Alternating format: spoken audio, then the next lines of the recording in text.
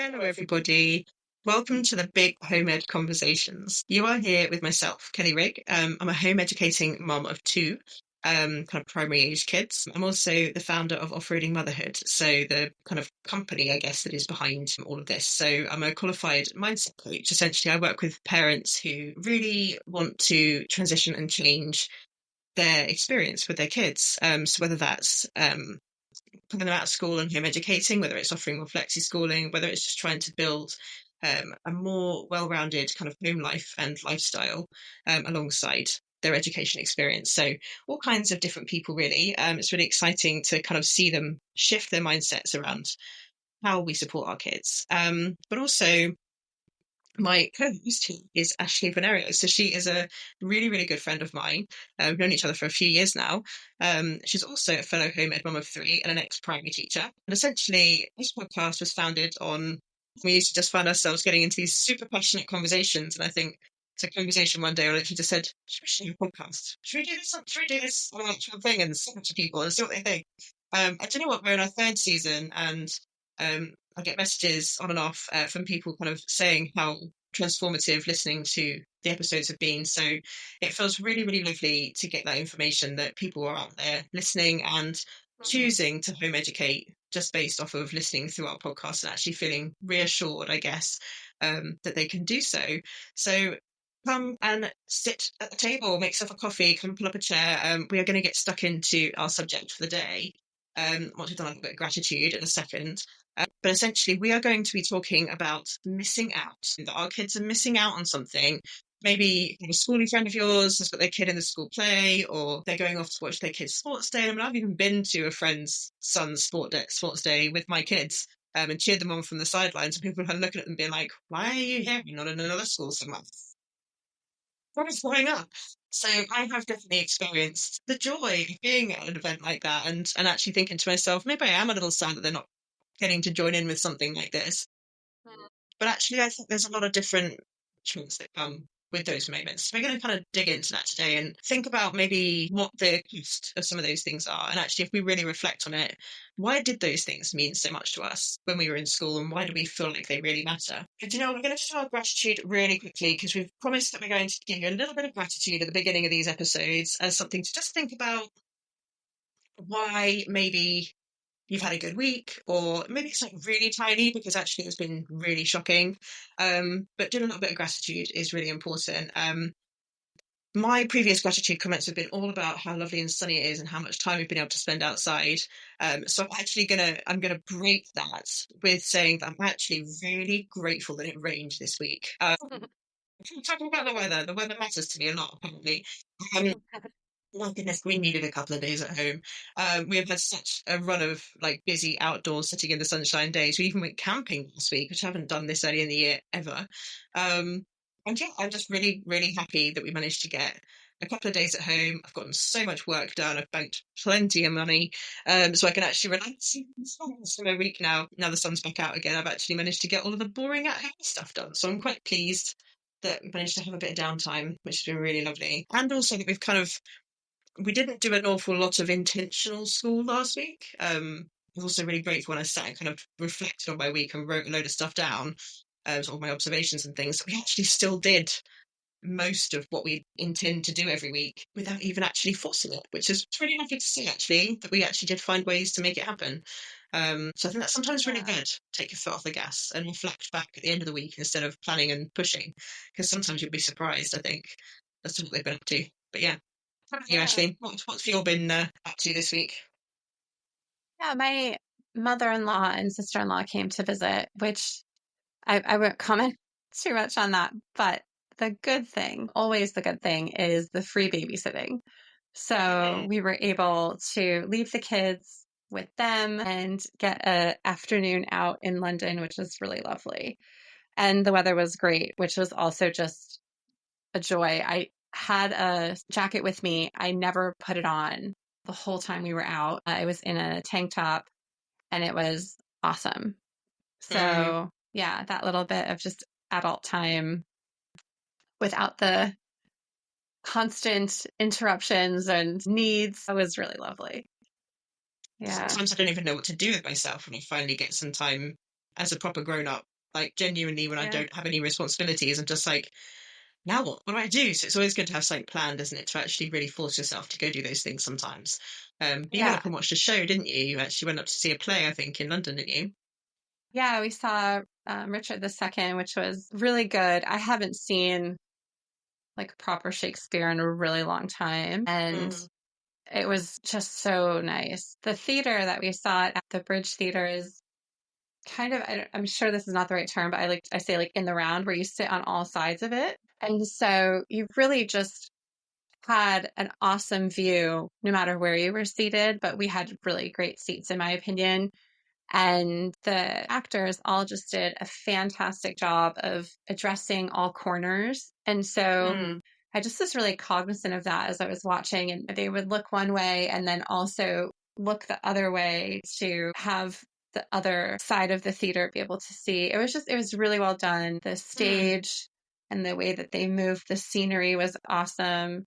Um, I think I've just seen a lot of like musicals lately.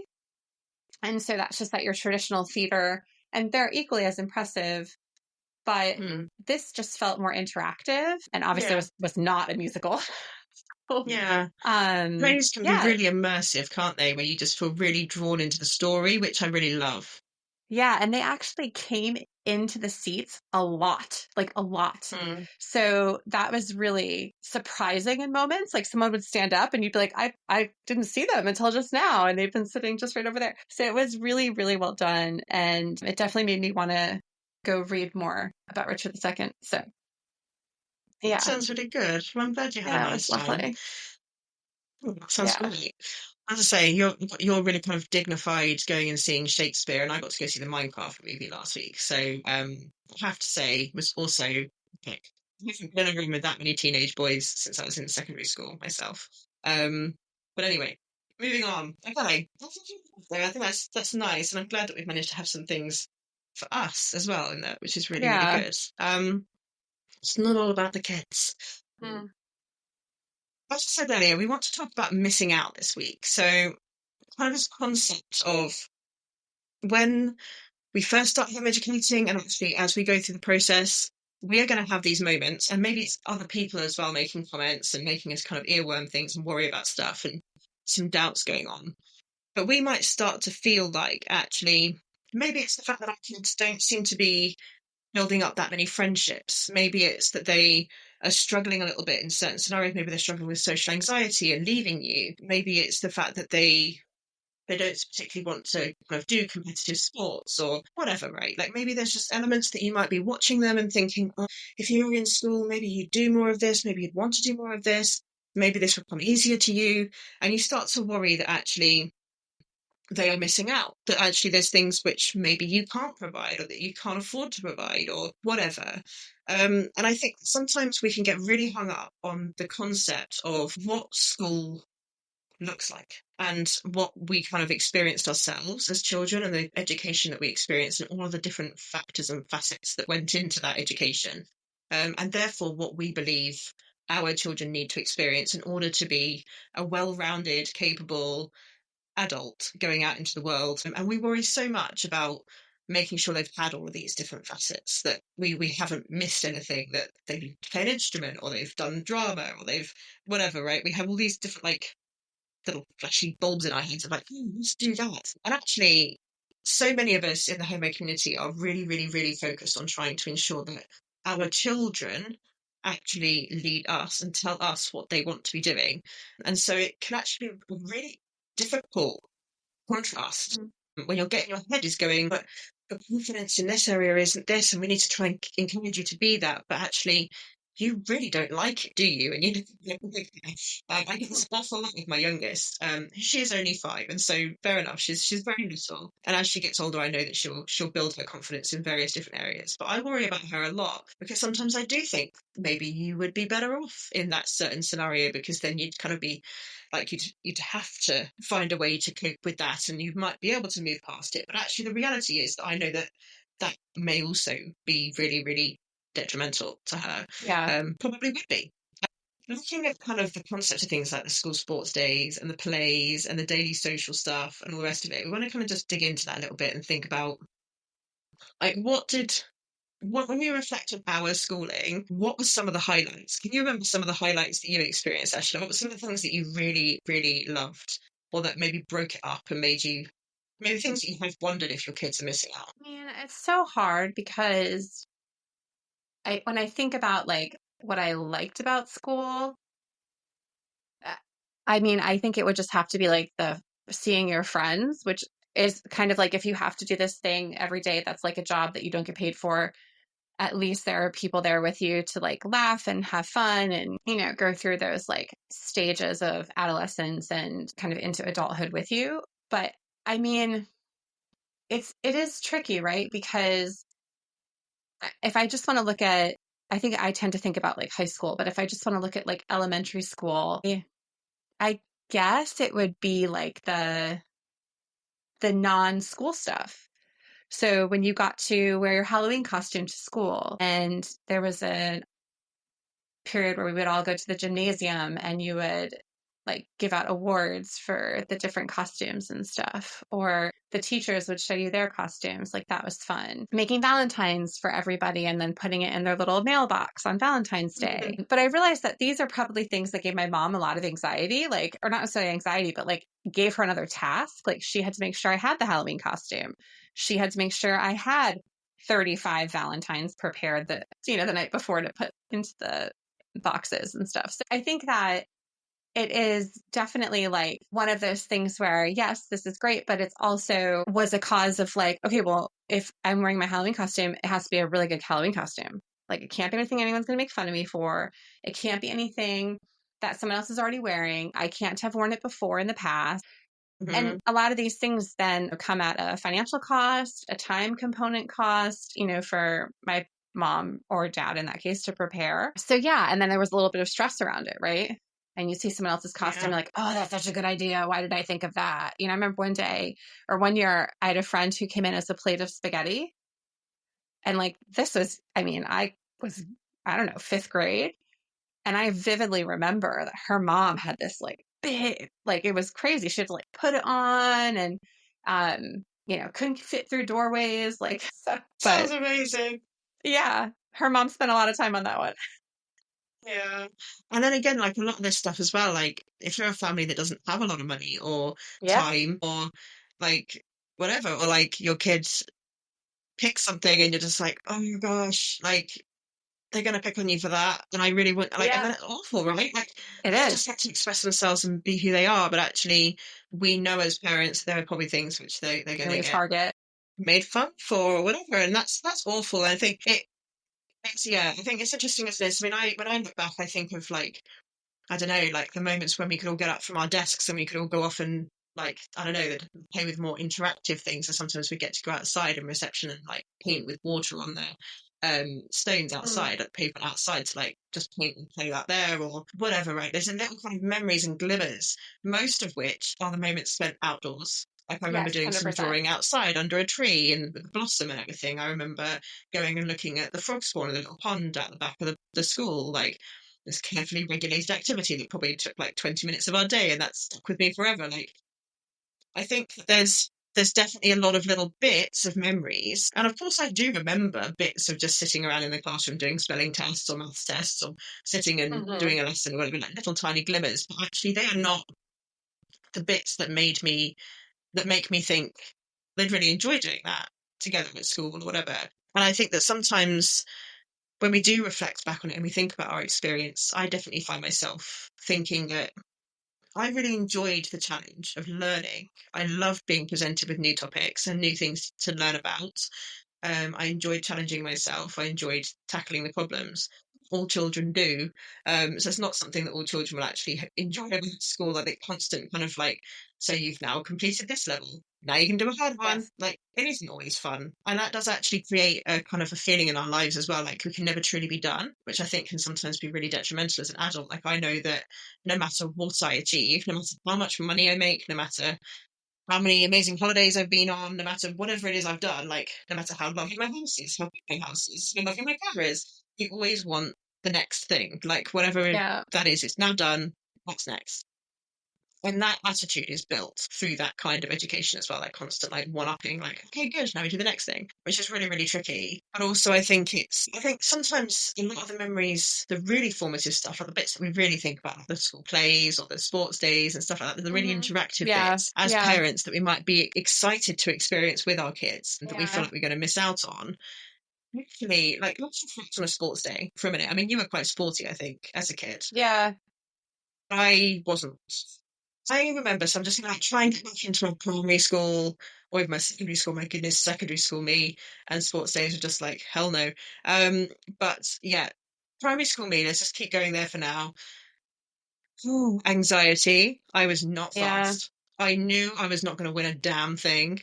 No matter how hard I tried. We fell over once at sports day, like tripped as I was running out the field, and like we'd practicing like a couple of weeks leading up to it as well. And I just felt so embarrassed the whole time. And but yeah, mum and dad would come and watch, which was lovely. And I do remember being excited to have them there, waving at them. And yeah, it was almost contact with your parents, because a lot of school sports days, the parents stay on one side of the track and the kids are on the other. And so they can Mm. see their parents, but they can't go to their parents. So like they come and watch, then they leave and they come and get them at the end of the day. It's a very strange concept. I went to watch one once and it was just like, but he doesn't even get to come say hi. I think he gets to come and like have a quick hug at the end, like to say Oh, well wow. done, and then he goes back to his lessons. I'm just like, oh, it's kind of sad. And he hasn't come to like spend time with you really whilst it's all happening. 'Cause it's such like regimented military Yeah. procedure. But yeah, I think it's interesting when I'm watching it. I'm wondering actually, how would my kids like this? I mean, my son is quite competitive and he's pretty fast and he's quite athletic. Would he be so if he was in school? I don't know, because would he get enough time to move his body in the ways that help him to stay physically fit? I don't know. But also, yes, okay, he might enjoy it. But what if something happened that embarrassed him? Would he find that really hard? Probably. Right. Like, it's Yeah. so fascinating, isn't it, to try and kind of, I can't obviously know for certain what his experience would be. Obviously, I have no idea. I can't actually see that. Yeah. I don't know how much those experiences really truly mattered to my education for certain, but also like my schooling career. Do I feel like my kids are missing out by not getting to experience that? I don't know. Yeah, and it's so interesting too because like the sports days had a parental aspect for you, but they didn't for us because the parents didn't come. Okay. They only came to like after school things. So if there was like a play being put on, or if there was a music concert, a choir concert, anything like of that nature. But they did not come to, we called them field days. They did not come to those. And I think ultimately we just loved sitting outside and trying to get a tan while the events were going on. And you went down and participated in the three events you were in. And this was like an all day thing. So there was a lot of sitting around with your cooler and your water bottle and like hopping from group to say hi to people. Mm. So yeah, it was definitely, I think the social aspects was really memorable. And again, just being excited to not be in class. But I definitely don't think my kids are missing out on that because they have those experiences in other ways. But I definitely worried about it when we first, I think it just went along with the whole experience of school. And like, are they going to miss out because they're not doing the things that their peers are doing? Right. And having those experiences to talk about. But then as we've moved along in the homeschool journey and we're doing different things, I'm finding that it's all just fine. And in the States, so much of the after school activities and the sports and the clubs are driven through the school. Whereas here, and certainly in Italy, they're all done separately. So if you wanted to play soccer with your peers in America, at least where I grew up, so on the East Coast, you had to do that through the school. So home education in America often could include your child joining the team after school. Like your kid can still play football Your kid can still play soccer. Your kid can still do all of those sports with their local public school. And there are a lot of people who do that and they just join them after school. But Yeah. when we were in Italy, it was like, oh, none of this is through the school. It's all separately done through clubs in the various towns. And so it was super easy to just like pop into what you want to do. So I didn't feel like they were missing anything because they just didn't do that in Italy. Now here it's sort of this hybrid maybe between the two. So there's definitely that opportunity. But yeah, it's one of those things that I think initially I was worried about, but now I'm feeling pretty okay about. And I think it's enough these things when you said about that kind of like that experience, the social and the having fun and hanging out with your friends and getting to just sort of break up the monotony.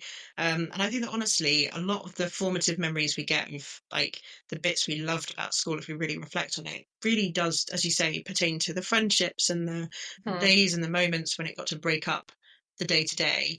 And there may well have been elements that you enjoyed from just even just the day to day as well, like just the types of lessons you had or the subjects you learned about or something. Like maybe there would have been bits and pieces all over the place that you really enjoyed. Yeah.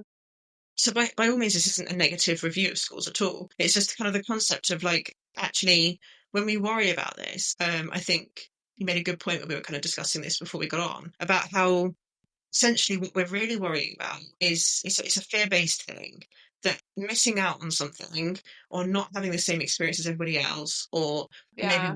we accidentally let something go through the cracks, and we're gonna forget about certain things, or we're not going to necessarily cover everything that they would have learned in school, and equally we're going to have learned about 20,000 million other things I never thought they've learned about Yeah. in school, like just what goes around about. But we do worry about, like, I don't know, them sat having a beer with somebody at 20 years old with everybody else reminiscing about their least favorite teacher and them sat there not having anything to conversation or whatever. I think sometimes we just worry about how they will deal with those moments in the future or how they will overcome experiences. And also, obviously, it comes from that earworming, that constant nagging and doubting coming from outside of understanding. So, like people outside of the community who just don't get it. And actually, I think my children are 8 and 5, so year 3 and reception, essentially. We have home educated since the beginning.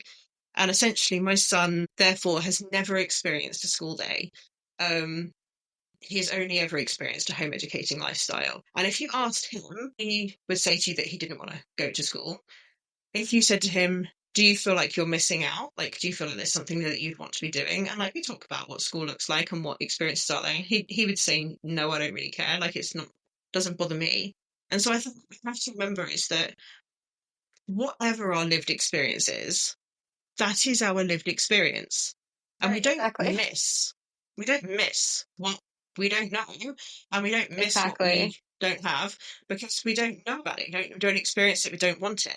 And actually, if I had to go back and live my life over, knowing everything I know now, would I be very happy? Like if you thought about it, like if I actually understood that I had a choice of some description, if I had like options, like the experience of going to school, would I want to sit through it again? No, not really. Like even for those moments, like yeah, okay, I enjoyed going in the school day. Yes, okay, I did enjoy doing arts and crafts with my friends and making like some.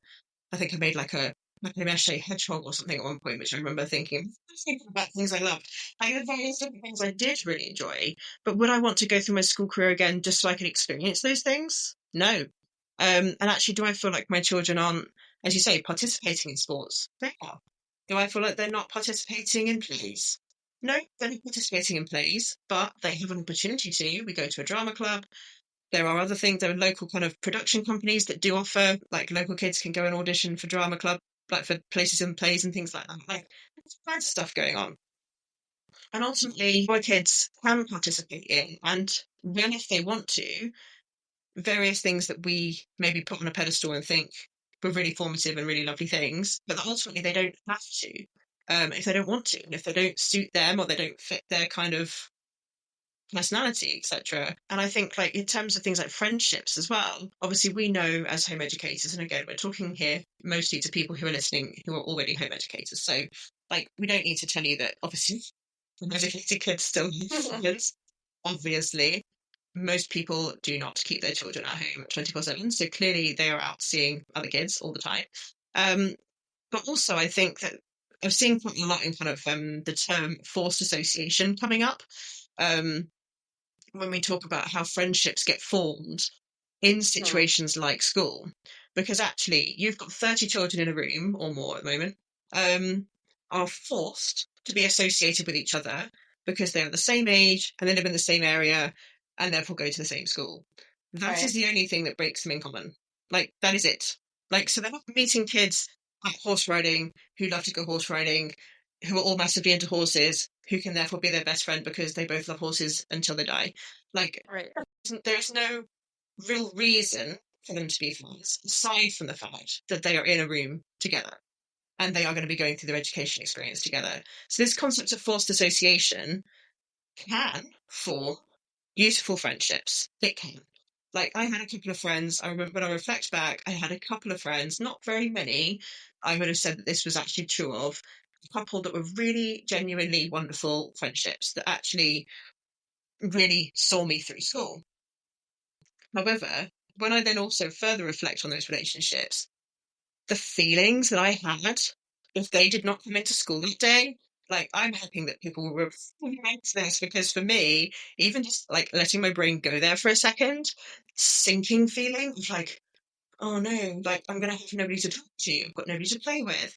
Like, how am I gonna get through my day? Oh no, I've got our maths test today. And now, like, I'm not gonna have somebody sat right next to me who, like, Hmm. brings me comfort when I'm a comfort animal, basically.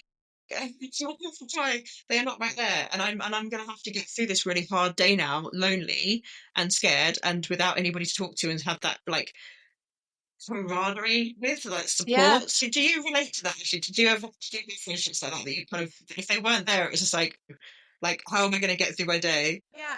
I mean, it was interesting. I had an experience where I think I had like a pretty definitely consistent and definitely like one or two like very good friends, but happily enough could bounce around a bit. But I definitely remember like the students that had just like that one really good friend. And like, let's say, I don't know how it works here because in Italy it's different than it was in America. But for me, every year you changed your class and your teacher. So, like a teacher would just teach first grade, and then next year they would teach the new first graders, and you would go to second grade with second grade teachers. In Italy, your primary teacher follows you through the first 5 years. So they have you for 5 years. That can be good, it can be bad. Nice. Yeah, I Yeah, suppose. it Yeah, just yeah, good or bad. Yeah. good or bad. So, but for us in the summer, you would get a letter like a week or two before classes started that would tell you who your homeroom teacher was. And so I remember like the phone calls that would go out, like whose class are you in? Whose class are you in? Whose class are you in? And if your like really good friend was in a different homeroom from you, that could be horrible for you for that year. Like, and there were like, especially now seeing it from the teacher perspective, like there were students you just had to split up. Like you just couldn't put all of that onto one teacher.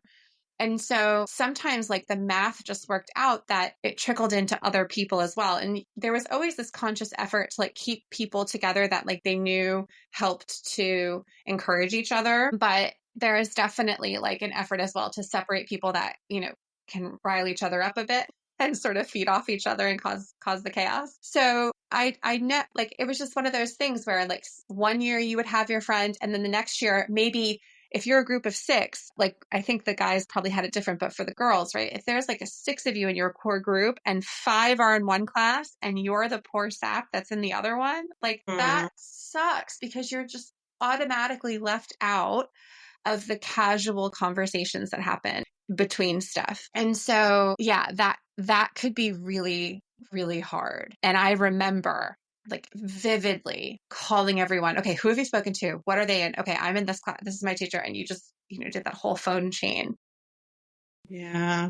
And it made a big I experienced deal. this once Yeah. in my secondary school career, where basically they changed the whole kind of structure of the school system so that you kind of move people into these different forms. And I got separated from my two other friends, so like a Hmm. little threesome.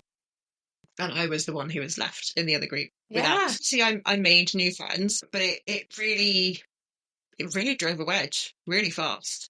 And I felt Hmm. suddenly really separated from the people who I'd been really close to for the first couple of years of my school career, in my secondary school. And also like the relationship we had as a threesome. So like it was me and two other girls who were like really close.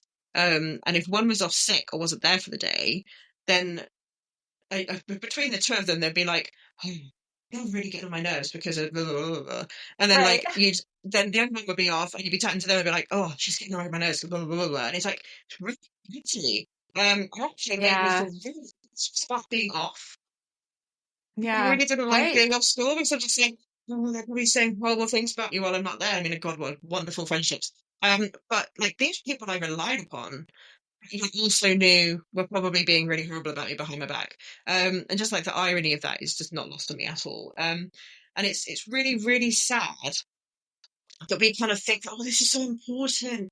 Like it helps you to understand how to have relationships with people. It helps you to deal with these tricky and challenging situations. And it's just like, no, what it does is creates trauma and Yeah. uncertainty because nobody was coaching us through that. Like if I spoke to my mum or anyone about the challenges I was facing, they'd be like, "Well, they're just not your friends, are they? So just leave them and make new friends." Or like, There's really "Oh well, house like in people this who are room. bullied are just this." Yeah, like Yeah. I'm just these are the people, right? Like we haven't got anywhere else to go. Anyway, like there's no real support, I guess, and I certainly didn't feel like in the moment when things were Yeah. happening, but I've had anywhere to turn. And there obviously are moments when you have these fallings out, people aren't very nice to you, or you're being picked on for something or whatever. And actually, you don't really have any relationships with teachers, especially in secondary, that are actually going to support you with that. Like you might mention it to a teacher if you're really in danger or if you're really, really unhappy about something, but actually, for the most part, you're probably not. You're just going to deal with it yourself and be really upset and possibly super anxious and desperately want to be able to leave but can't because you're not allowed. And actually, what I really love about the home ed community and the way that we can operate as parents with our children, and of course, as they get older, they will be going out there and spending time with their friends without us around more. And so I appreciate that these will get more complicated as they get older. But I definitely feel like at the age they are, I can sense immediately because I observe them all the time and I'm with them all the time, I can sense when something's not right. And it gives me an opportunity to speak to them and support them and to notice and witness what's happening and to then maybe offer some gentle guidance or back them up in a boundary they're setting with another child. Like I saw a moment the other day when another child was doing something to my little one. And she was like, "Stop, I don't like it." And she put her hand up, "Stop, I don't like it. Please don't do that to me." And they went to do it again. And she was like, "No." And I went, I heard someone set a boundary over there. I don't think she likes it when you do that. Can you please stop doing that to her, please? And yes, okay, the kid didn't like me very much for it, but I backed her up. She knows she's Yeah. supported. She knows she's not alone. She knows she did exactly the right thing. And that I'm just reassuring her she did a great job of setting a boundary. The other child knows they're being watched. They know that their behavior matters and it's being Yeah. noticed. And Yeah. this is so vital for properly building that people's social ability to go out there and offer the best of you to the world, right? That if children are getting away with or not being observed or noticed or supported with these social interactions, like we think it's important for them to have them, but we don't seem to think it's very important for us to be supporting them with them. Actually, we seem to think that they should just be figuring it out by themselves. And yes, sometimes, yes, they should have a go at trying to figure it out by themselves. Like I don't step in every time my kids are fighting with each other, for example. Like they understand a few key ways to help resolve disputes. I reassure them of those and remind them of those sometimes, but I don't always stop them when they're having a row. I do let them work it out sometimes. But the point is that they know I'm here. And they know that if they're trying to set a boundary or they're trying to communicate something and they are struggling with that, that they have got someone there who has got their back, who is going to listen, who is going to protect them and support them. And I just don't really feel like I had that at school. I really, Yeah. really don't. And there definitely were a few odd random gems of teachers who I maybe could Yes. have spoken to, for sure. But could they have truly done anything about the situation I was in? Probably not. Yeah. And I think what's really sad about that is just that concept of like just really understanding that relationships formed in those environments are not necessarily the same as relationships they will form later in life. Like when we go out into the big wide world and we start making friendships because people we relate to them or because there is actually something in common. Um, and it's an intentional relationship, or it's someone who, whatever, like these relationships matter a heck of a lot more. Like me and you are friends because we hard relate just about everything, and we have really similar values, and we treat people in similar ways. We're respectful and kind and have, you know what I mean? Like we're good people. We like each other for lots and lots of good reasons. And I think that, yeah, who knows? Like some kids are going into school and they literally aren't finding a single kid that's going to Yeah. be out there for them. And And that it's happens, just, right? yeah. Yeah, we all had that kid. Like I can picture that kid in my mind right now who I went to school with who never had any friends. There's at least one. I can actually, once we got to high school, there's probably a few more. But like there was that one kid in elementary school that just like never had any friends. And it's so hard because it's obviously there was stuff going on there that at the time as a child had no concept of understanding or relating to in a way that was helpful. But, and it's not that people were necessarily mean to that kid, although sometimes they were, but like sometimes Mm, it just was like they just didn't get along. They couldn't make it no. work. And school for them was miserable. Yeah. And I think that there's a lot of development that's happening right now for all kids, right? That is so crucial to their mindset and how they are going to approach things as an adult that you just Mm, cannot reform without a lot of therapy. Like you can't go back and redo this. And so we were talking about this before, like I can always go and learn more about World War II. I can always dive deep into biology, but I can't go back and change my childhood experiences, which laid the foundation for how I think about myself, how I think and treat other people. These are so important. And so I just think that whenever I'm wondering, like, oh, okay, are they missing out on playing like the flutophone, which all of us did, which is like a ridiculous plastic clarinet in second mhm. grade or third Wonderful. grade? Like, okay, yeah, I mean, I could get them that. Like, I could get them a tin whistle, I could get them something and they could do that. That's fine. But no, you know what? They're playing the piano and that's great. And so yeah, could they be missing out on the talent show? Yeah. Okay. But like every day is a talent show. I'm watching stuff dance, the kids dance and make stuff and put on little skits. And, you know, now with the Mhm. phones, they record their own like still life videos. It's so cool. But anyway, I just think like, okay, right.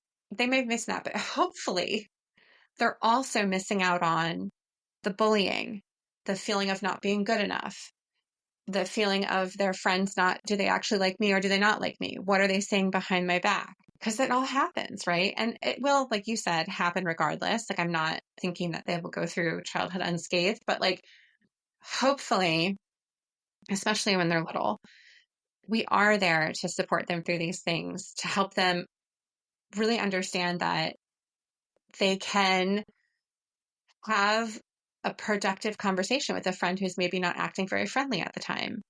They don't have to just put up with bad behavior. They can understand where a person is coming from and understand how to best relate to them and how to work with them on a friendship moving forward. 10-year-olds can't necessarily do that on their own. So what do? They bully, they get mean, they make fun of people, they push people around, right? Because that's all they know.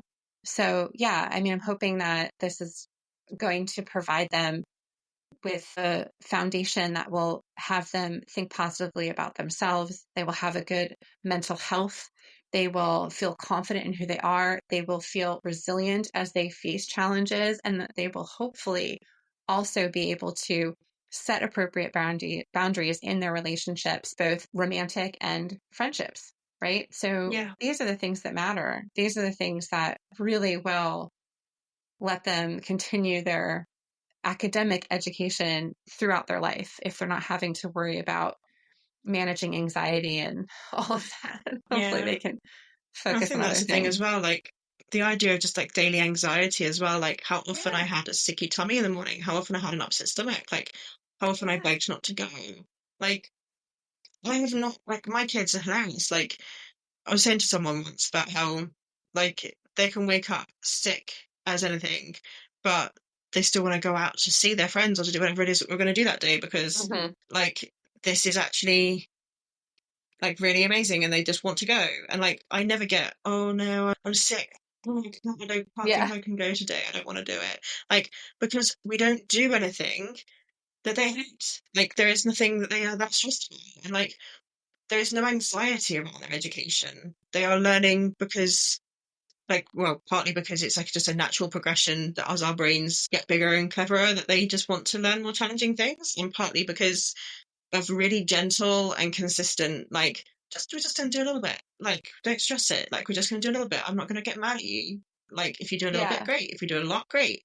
Like, I'm not gonna stress it, so don't get. I'm not gonna criticize you. I'm not gonna tell you off. Like, it's just don't worry about it. Like, Yeah. literally, we're doing a tiny bit of writing. We're sticking on a folder. Like, we move on. Like, I'm not gonna sit there and critique you on it. Like, I'm just gonna gently help you to form a letter a little bit neater or whatever. Like, I just said to him the other day, like, he was getting upset with me for commenting on his writing as he was doing it. And he goes, "Oh, mummy, it really frustrates me when you do that." And I'm just like, "Oh, what's that? What is it that's annoying you?" And he was like, "Well, you're kind of just telling me what I'm doing wrong all the time." It's like, okay. And we had a bit of a chat about it. And like, we had a really respectful, he was able to set a boundary. We agreed a different way of doing it.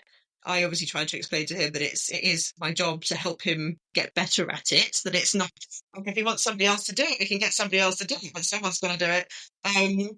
Also, I did say, okay, fair enough. I won't sit over you whilst you're doing it. Like, you can do it, and then maybe let's have a chat about it when you're done, and we can just point out a few little bits that, like, that we could do differently to help make it a bit clearer or whatever. Um, Yeah. Anyways, like, set boundaries. They can decide if they want to do certain clubs and groups and things. They can decide if they want to do certain topics and subjects. Like, we dive into different things based on what they want to do and what they're interested in right now. And they're always interested in so many things. It's so easy to kind of grab something and run with it anyway. But I think it's so vital to recognise that our children have a voice and that it matters what they want and feel and think. And that, as you say, I really loved what you said about just that concept that these are formative years, and actually we can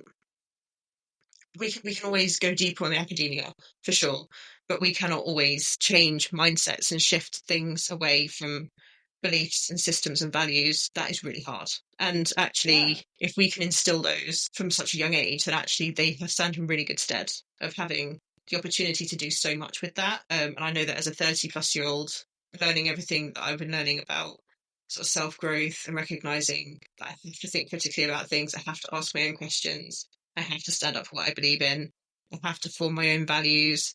Like, understanding Mm. all of this stuff as a 30-year-old, I do wish that I'd known it sooner. And I do think that it would have helped me to stand up for myself and to set better boundaries and to recognize where friendships were not serving me and to understand maybe why I enjoyed certain things above others and all other things. And I want them to have that.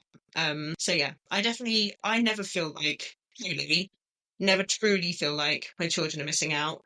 I get the odd moment when I find myself thinking, I wish I could afford to do this for you, or I Sure. wish that this was easier, or whatever.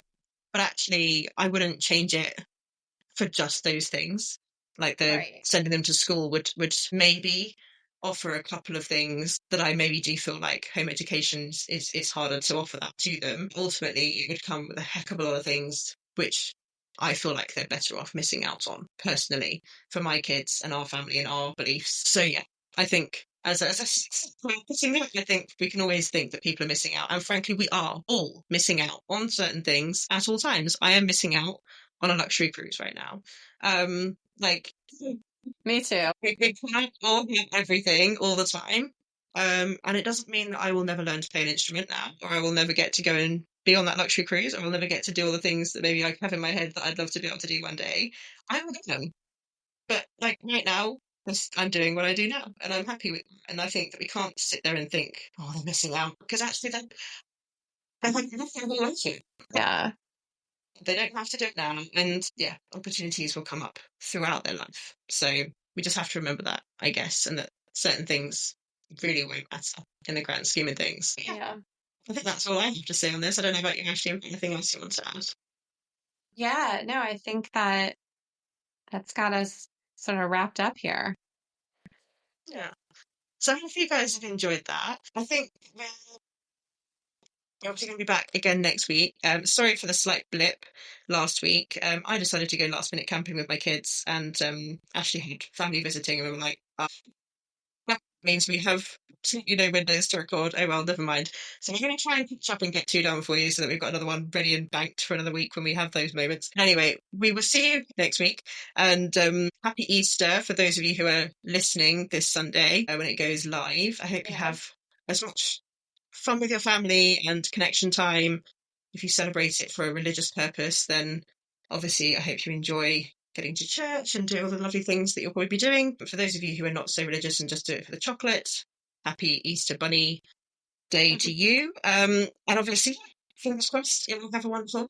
And do again remember to come and share your gratitude with us. We really want to know, what do you feel grateful for this week? What's been going on for you? Did this resonate today?